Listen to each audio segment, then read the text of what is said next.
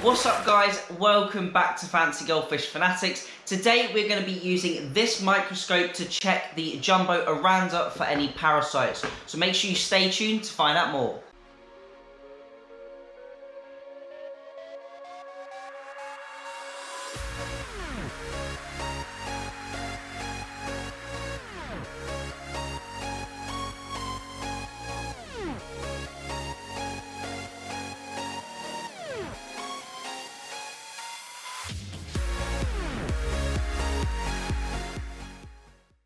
Hey Fanatics family, welcome back. As always, check out the links in the description and make sure you check out our Facebook page. As I mentioned, today we're going to be heading over to the Jumbo Oranda Mega Tank. We're going to be having a look at the fish up close and personal. We're going to be getting them in the bowl, obviously if they fit in the bowl, because my bowl is only meant for sort of normal size fancy goldfish, so I may need to get a bigger bowl. But we're going to be bowling them up, taking a close look at them, and whilst we've got them in the bowl, we're going to be taking some mucus scrapes, and then we're going to actually be looking at those samples of mucus underneath the microscope to see if there are any parasites. Now I already have spotted a couple of anchor worms on the fish, which I gently removed. I haven't noticed any more, so I'm going to have another look over the fish for those, and then we'll head over to the kitchen area, look at those samples under the microscope and see if we can find anything. So I'm going to head over to the tank now and let's check them out. So as you can see here, we have our 3 new jumbo oranda. They have finally settled into their new home, and they have had about 5 to 6 feeds throughout the past sort of 3 days. Now they have been in the tank for 6 days now, and it is time for me to check them for parasites. Now ultimately you could leave them a bit longer, you could let them settle in for a couple weeks, but I want to check if they have any parasites as early on as possible, once the fish are a little bit stronger and they've had a few feeds to sort of give them a bit more energy. So we're going to be taking the fish out of the tank into our bowl, and we're going to be having a close look at them, and then I'm going to remove a few mucus samples, and I'm going to show you how to do that. Now I have done a similar video probably around a year, maybe a year and a half ago, but I thought it'd be nice to do an up-to-date version, and also it'll be really cool to see these fish up close and personal and really gauge how big they are when I have them in my hand. So I'm going to put the camera on top of the tank now, we're going to bowl them up, let's have a close look. I probably don't need to take mucus samples of all of the fish, I'll probably only take a few from 2 different fish, and then we can head over to the kitchen and check them out. So let's bowl the fish up now and let's have a close look at these huge oranda. Now you can see we are over the tank. I've removed the top lid just to give myself a bit more space. I have a towel handy because these fish are definitely going to splash. Also, I have this piece of plastic, which is what I use to remove the mucus from the fish. As you can see, there are no sharp edges because I definitely don't want to clip the fish if it tries to swim off or if it jolts. I don't want to cause any physical injury. So this is just a thin piece of flexible plastic, which is nice and smooth. Next up, I also have my glass slide. As you can see here, I'm going to be taking 2 mucus samples, and they can both go on the same slide. So I'm going to put one on this end and one on the other end, and then I will use the cover slips, which are over in the kitchen by the microscope, to flatten that mucus down. Next up, I have my bowl and net. Now, I always say you should sterilize your equipment if you're using the same equipment between different tanks. Now, as I haven't treated these fish and they may have parasites, I made sure I sterilized this equipment before it came into contact with these fish from my Top View Rancho Outdoors. Now what I just do very simply is just make sure the equipment is nice and dry, and then generally I just use a boiling water and pour it all over the equipment to make sure it is nice and clean. You can use antibacterial agents and sterilizing agents, but to be honest, no parasite is going to survive boiling water from a kettle, to be honest, and as the equipment is dry anyway, there shouldn't be any aquatic parasites living on the equipment anyway.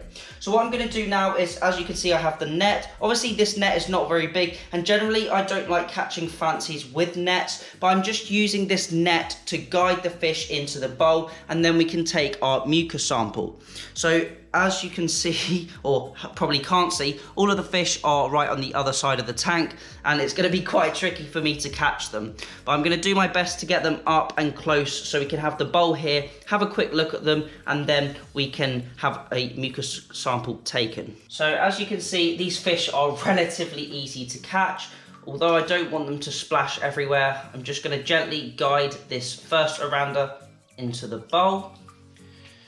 So let's have a close look, because I haven't actually seen these fish up close and personal. So this is the first Oranda we can have in the bowl. Obviously you can see it's quite a big fish now. It is coming out the top of the bowl, but I just want to have a close-up look to it. Hopefully it won't struggle too much, but it is good to check for any fish lice or anchorworms, as these are fresh imports. Now obviously if you're buying your fish from a dealer, you tend to not have the problem of parasites as they've already been quarantined, but I'm doing this quarantine process myself, but this fish definitely does not want to be handled. But hopefully you can really see the size of this fish. If I hold it onto my hand, you can really see the big size of this fish. But I'm going to turn it upside down, check for any parasites underneath. Generally, once the fish are in an upside down position, they don't struggle too much. Just want to make sure there are no sort of anchorworms or lice under the fins. But overall, I'm really happy with this fish. I'm probably not going to scrape this one because the other two are a little bit more lethargic than this one. So this one I just wanted to have a close look at. But we're going to release this one now and have a look at the other two and then take those mucus scrapes. Next up, we have one of the black/gold Orandas. Now this one was quite lethargic at the beginning whilst I had it, but they have definitely perked up a lot since I've started to feed them. But as you can see, hopefully this fish calms down a little bit in the bowl. But as you can see, this fish has a lovely, lovely rose tail or orchid tail. Really, really nice fish and looks absolutely stunning. Now this is one of the ones I'm going to take that mucus sample from. As you can see, generally once they get into the bowl, they do calm down a little bit, but I don't normally bowl up my fish like this, but it is to do a scrape and take some samples for parasite analysis, so it does have meaning behind it, and I don't really like to stress the fish out if I can help it. If I just hopefully show you a side view of this fish, it is an absolutely stunning, stunning example.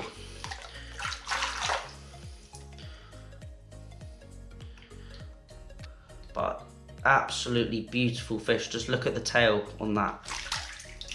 So now to take the mucus scrape, I'm going to show you exactly what I'm going to do. First of all, I'm going to flip the fish upside down. Then I will use the straight edge to remove some mucus from the underside of the fish. Now some fish do not have heavy mucus layers on them, so it can be quite tricky. So I'm hoping that we can get a good mucus sample. But what I'm going to do is just flip the fish upside down, and hopefully it won't struggle too much. Then I'm just going to gently try and take a sample of mucus from the gill area and under the caudal fins. Looks like we do have an anchorworm, another anchorworm on this one. Hopefully I've got a little bit of mucus there. And then what I'm going to try and do is place that onto our glass slide. Easier said than done, but it doesn't look like we got too much mucus there, so I might have to try again. Otherwise I'll go down the lateral line of the fish, see what we can get. But it is good to see that this fish doesn't have a heavy mucus layer, so hopefully it's not too stressed, because if it had a heavy mucus production, that would indicate there is something wrong with this fish.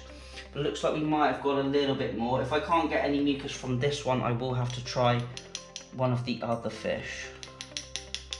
So it is interesting to see we did find an anchorworm on the bottom of this fish, which was hiding, I believe, under one of the ventral fins. Yeah, so it looks like this anchorworm is potentially just in here, so hopefully I can remove the whole thing. Looks like we might have got it. As you can see, there will be a little bit of blood, so I'm just trying to make sure that's all out of the fish. Make sure there is nothing in there that will lead to an infection. Obviously these are sterilised tweezers. I wouldn't be using any unsterilised equipment on this fish. So I got a tiny mucus scrape from this fish, not as much as I'd like, but the fish overall is looking very good. So we're going to release this one now, then take another sample of mucus from the other fish, and then we can have a look at it under the microscope. So next up we have the last Oranda. Now this is the biggest Oranda. I'm not even sure that its back will fit in the bowl. As you can see, I'm trying to gently goad the fish into the bowl rather than use the net and damage any of the fins. As you can see, this fish is very big. Its back actually sticks out the bowl because it is such a deep fish. I'm hoping that we won't get splashed too much by this fish, and I'm hoping I can get a really nice mucus scrape from this one, and we can just check if there are any parasites on these fish. Now hopefully this fish calms down a little bit in the bowl, but this is definitely the biggest fancy goldfish I have ever owned, and it is the biggest oranda we do have in the tank. As you can see, it is struggling to stay upright because it is such a big fish, so I don't want it in the bowl too long, but let's try and take a mucus sample from this. So without soaking the camera, let's try and flip him upside down. Now I do know this is a male fish because he does have some breeding tubercles. Let's try and get him upside down. So let's try and get a nice mucus scrape from him. Looks like he might be a little bit more mucusy. Did get a little bit more mucus off this one. Let's have another go. Generally, once the fish are upside down, they are a little bit more docile, as I did mention, and it's a little bit easier to get a sample. Now I'm just gently rubbing from front to back. Let's see if we got anything. So we have one sample on the front of this slide, and this is the next one we're placing on. We didn't get too much there. Unfortunately, these fish don't have that much mucus on, but I've got a little bit of a sample, so let's head over to the kitchen now. Let's release him, head over to the kitchen, and we can see what we've got. Now we are back in the kitchen over where the microscope is. I'm just going to turn it on. We have both illumination from the top and the bottom, and you can adjust it to suit the parasite, or I should say to suit the slide, to see what you are going to be looking at. We also have this really small cover slip that we're going to be putting over the mucus sample to try and help squash that sample. I might just move it into the middle because we did only get a really small amount. Then I'm going to place this onto the microscope stage, and then I'm going to have a look at it. So I think we have a 16 magnification in the top, and then we have, I believe, a 20 magnification underneath. I think that's what it is. So let's have a look. Oh no, this one is a 10 magnification. So let's have a look under the slide, see if we can find anything. Obviously, hopefully we don't want to find any parasites, but it's always good to check your fish, especially if there are new imports, which these fish are, rather than fish that have been previously quarantined. So I'm just going to have a look now, and let's see if we find anything.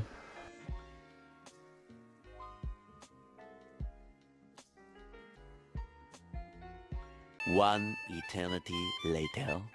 So I have just been looking at the microscope slide for the past 10 minutes or so, and also I've just checked on the fish and they are happily swimming around again, so I didn't stress them out too much. I'll give them a little bit of food later, but I'll give them a little bit of time to settle in. Now for the moment of truth, luckily I didn't find a single parasite on those 2 mucus samples, which was absolutely great to see. The fish, as I mentioned, aren't exhibiting any signs of parasites, but it's always good to check, especially if they are from that farm environment and from that pond situation. Now I'm going to keep monitoring the fish for the next couple of weeks, but if I don't see any signs of parasites, then I will be absolutely happy that the fish are absolutely fine, and it will be fine for me to add some new additions. Now, obviously, we will get on to quarantining new fish and how I add new fish, etc. in further videos. But overall, in this video, I'm really happy to see that we don't have any parasites at all.